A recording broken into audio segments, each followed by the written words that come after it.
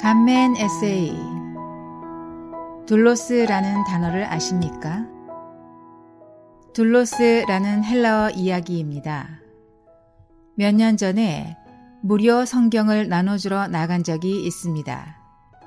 비영리법인인 미국인을 위한 성경이 제공한 것입니다. 한 상가 건물 안에 세탁소에 들렀을 때 30대 초 중반의 한인 청년이 일하고 있었습니다.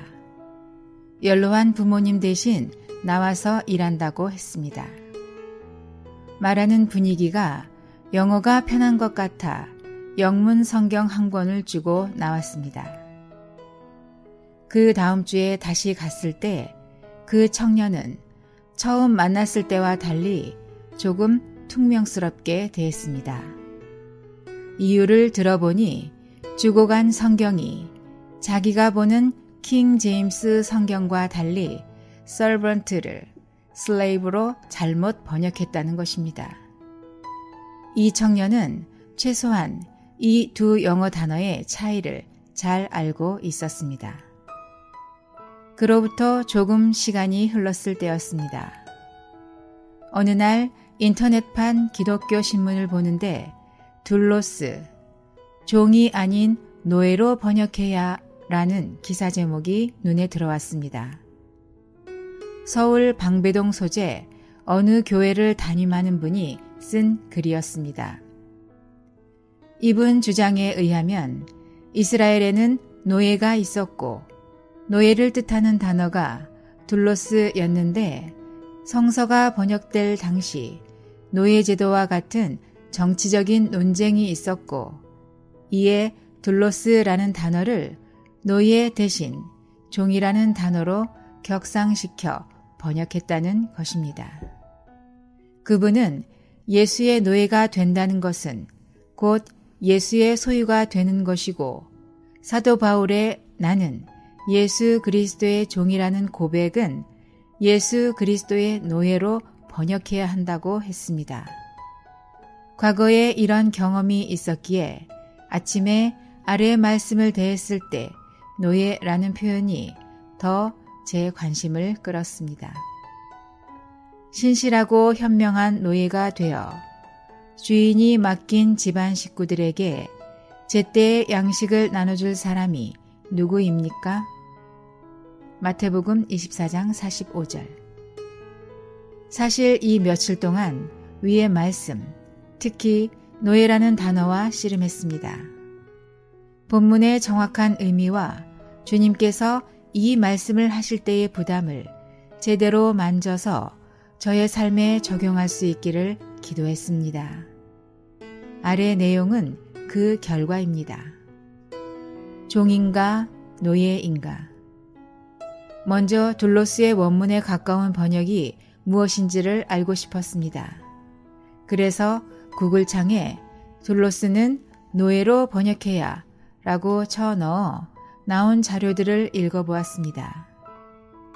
적지 않은 분들이 이 단어의 원뜻이 노예를 가리킨다고 지적하고 있었습니다. 한 예로 카일 아이들먼은 둘로스는 신약에서 약 130번 등장하는데 문자 그대로는 노예로 번역해야 한다.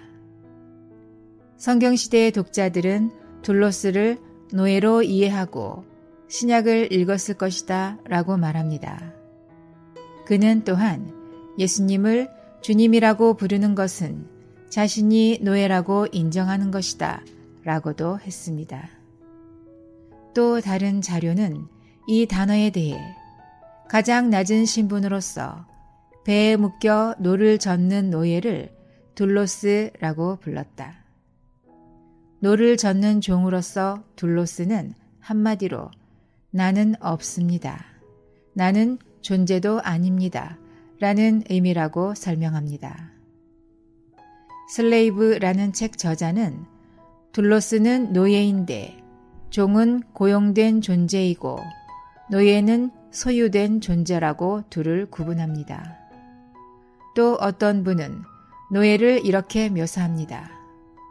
노예와 당나귀는 주인을 위해 노동한다는 점에서는 공통점이 있지만 노예는 말을 할 줄 알고 당나귀는 말을 할 줄 모른다는 차이가 있을 뿐이다.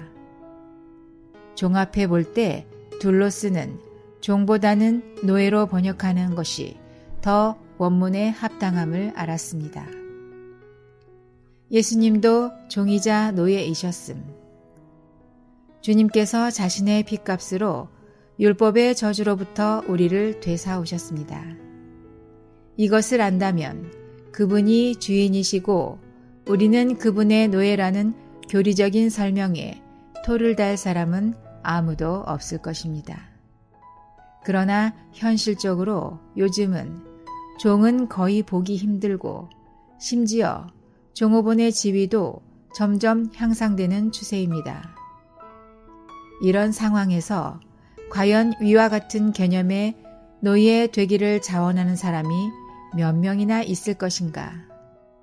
그런데 이번에 추구를 하면서 알게 된 것은 그런 노예를 찾으시는 예수님 자신이 먼저 이 땅에서 종이자 노예로 사셨다는 것입니다. 물론 주 예수님은 성경 많은 곳에서 노예의 주님으로 묘사되고 있습니다.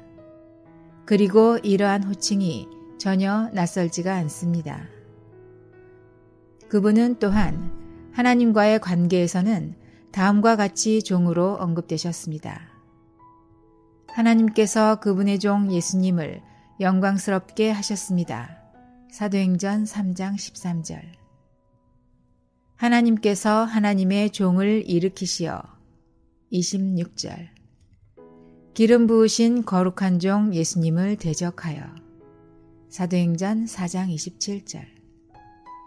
거룩한 종 예수님의 이름으로 일어나도록 하십시오. 30절. 더 나아가 사도 바울은 그분을 자신을 비우셔서 노예의 모습을 가지시어 빌립보서 2장 7절 라고 묘사합니다. 주님 자신도 사람의 아들도 섬김을 받으려고 온 것이 아니라 도리어 섬기려 하고 많은 사람을 위해 자기 생명을 속전으로 주려고 오셨다고 말씀하십니다. 위 말씀을 어떻게 적용할 수 있는가? 그렇다면 누가 신실하고 현명한 노예를 찾으시는 위 부르심에 반응할 수 있을까요?